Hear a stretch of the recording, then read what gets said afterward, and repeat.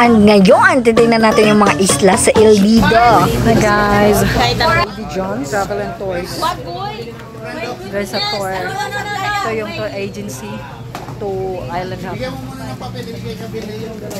Ano yan? 400. Environmental. Hindi kayo binili yung dalawa. Babayad tayo ng 400 pesos for lagoon. What's that? Environmental fee. Nasa ano, ayan. Babayad tayo ng environmental fee para sa 2 lagoons. Ito yung madam natin na kasama ng apam. Tayo libre lang. Ganito daw ako. Pero wala palang laman yung gabi na. First destination, the 7 Commandos. Ayan.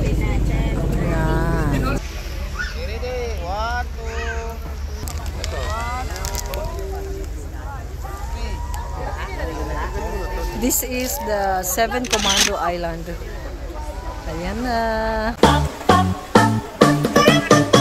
She was afraid to come out of the locker. She was as nervous as she could be. She was afraid to come out of the locker. She was afraid that somebody would see. 2, 3, 4, tell the people what you want. It was an activity, teeny weeny yellow polka dot. Oh, di ba? Sa dami ng turista, nagpanglingi ng among tapa diri. Tinawag na kami ng aming tour guide, kaya babalik na naman kami sa bangka. Then, pupunta na naman kami sa next na island na aming pupuntahan. Buta?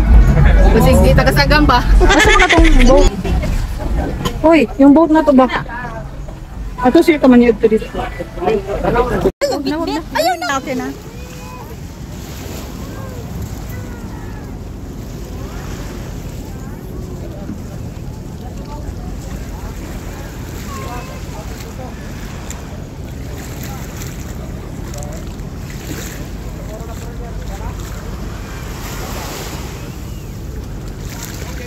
Stick around, we'll tell you more.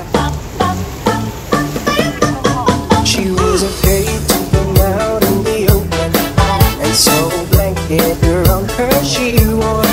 She was afraid to come out in the open, and so she sat bundled up on the shore. 2, 3, 4, tell the people what you want. Minilok It Island. was an activity, teeny weeny yellow